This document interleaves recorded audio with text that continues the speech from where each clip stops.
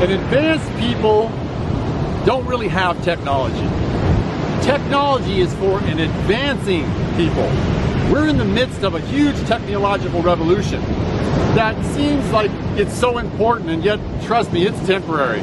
We cannot continue with this technological crutch. Technology is showing us what we're actually capable of. The cell phone is showing us that we are actually telepathic. The video is showing us that we are actually able to see anything we want to see. In the past, in the future, we can see it. All this technology is really showing us our power. Don't get caught up into thinking that the power is in the technology. The technology is in us, and the power is ours now. Take your power. Learn that you are the power of technology naturally.